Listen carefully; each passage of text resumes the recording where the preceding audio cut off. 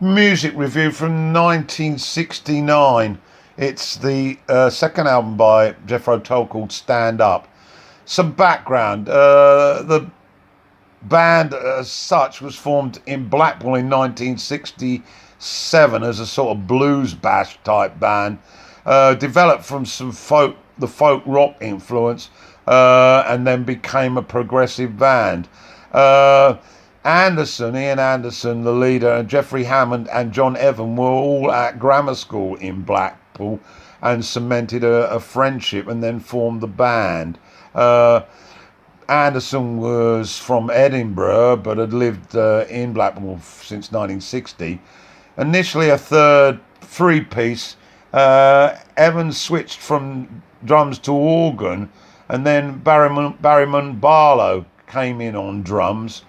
And their first recording in April '67, but it didn't come to much. They moved to November, and then Mick Abrahams joined. He was very much a British blues guitarist, and quickly Corneck and Bunker arrived. Not quite sure what happened to Hammond and Evan, but they obviously didn't continue in the group at that particular time. Although, following the release of a first single, A Song for Jeffrey, in '68, Hammond reunited his friendship with Ian Anderson, and then Ian started to play flute. He was rather disillusioned with the notion of playing guitar due to his lack of ability compared to Abrahams, who was 5-star. And so then they starred at the National Jazz and Blues Festival in August '68 and became a very much a live act. And this then led to two singles released in '68. Love Story, which hit 29 in the UK charts, and then their big hit, Living in the Past, which went to number 3. At that particular time, they also completed their first album, This Was, although there were subsequent singles when Tull became almost pop and appeared on top of the pops with Sweet Dream in 7 in the charts, and The Witch's Promise. Both those singles I bought, and that was my first taste of Jethro Tull at the beginning of '69. And that then, after that competent, very much blues dominated first album, then led to Abrahams not really comfortable with how Anderson wanted to move the band on, and so he left.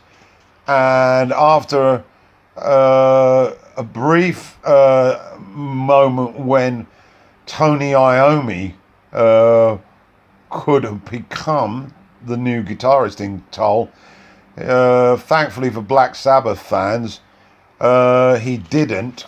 Thought better of it, and Martin Barre replaced Abrahams on guitar for the 1969 album Stand Up. I first recall this album when I was at school. I was only 15 at the time, and a friend of mine, a close friend of mine, brought the album in, and it had an extremely amusing sort of cover sleeve. It was a sort of caricature of the faces of the band on the front, and when you opened it up, a sort of pictures of a cutout picture of the band popped up in the middle of it to indicate the title Stand Up. It was all rather amusing, but it wasn't amusing to Anderson. It was absolutely exhilarating for him and the band, because the album went to number 1 in both America and the UK. It sold like hotcakes, and many people consider it to be their best. and I am a big fan of it, I must admit. Although Aqualung, of course, is still regarded in very positive ways. So anyway, let's go through this album, and I'll be going through it track by track as usual. First track, A New Day Yesterday. This retained Tull's blues band image, and it was steeped in the roots with a really tight rhythm. Bunker and Cornet were really great on this album, and Barre opens his shoulders with some solos with harmonica. Anderson had managed to develop a taste for playing the harmonica, and then he mixed that up with, of course, the flute appearing in midsection and gliding over the rhythm. Cornet particularly strong in here, and it really was the beginning of a new era for Tull. So on to the second track, and the second track was called Jeffrey Goes to Leicester Square. Now, Jeffrey, who's Jeffrey? Well, it was a reference to Hammond going to London. It's a medieval, it gives a medieval feel to me on the intro, and there's some really nice percussion and then the flute, overdubs with Ian's vocals. It certainly has folk elements, and it reminds us of that distinctive sound that Tull brought to the party in '69. They were not a heavy rock band. They were more cultured, as shown by Ian's work on the flute, which he was self-taught. On to track 3, and this was the real piece de resistance on this album, Bourrée, Anderson's take on the Bach Mumba. Very indulgent, but he's terrific on flute. Extraordinary, agile, and this has remained a part of their live set throughout the career. Barre is distinctive. He intertwines his neat guitar with the reed, and there's a short cornet solo to boot as the piece returns to the intro midway. It's a lovely piece of music. On to track 4, Back to the Family. Very much bluesy pop here, or is it maybe a bit rock blues? It's a mix, really. It starts quietly, but the pace has a passion about it. Reminds me a little bit of the single The Teacher, which was the flip side of The Witch's Promise that I referred to earlier. And you could see where Barre and Anderson were going with this song, showing a compactness and symmetry of sound. There's a chaotic flute solo as we head towards the finish, and they really do knit together nicely, Anderson and Barre. And Barre also has a touch of guitar that reminds us of his like of Hendrix with some of those guitar licks. That was track 4. Let's move on to track 5, which closes the first side on the vinyl. Look Into the Sun. This is a much more mellow song, volumes turned down, and it's a very folk medieval sound. As I said, a bit of a trademark of Tull as we go through their career. If we think about Heavy Horses and A Song from the Wood, Ian's singing is convincing and hearty, and there's some delicate guitar snippets above the acoustic melody.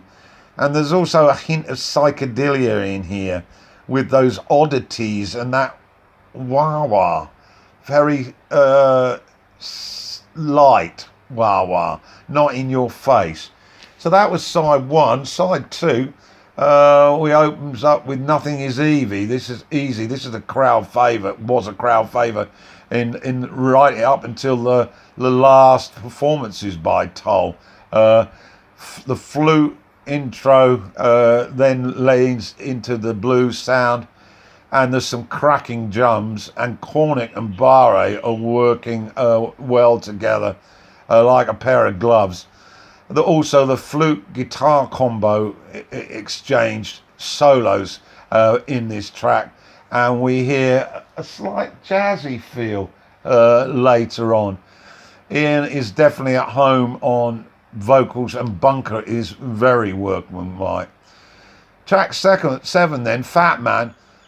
This is very different. It's a sort of almost Eastern style rhythms with lots of percussions, acoustic guitars, and I'm sure there's a touch of sitar from Barre, but no credit for a sitar, but it certainly seems to have a flavour. Lyrics are a bit crazy, comparing the adjectives of people, which suggests why it's called Fat Man, and lots of that bongos.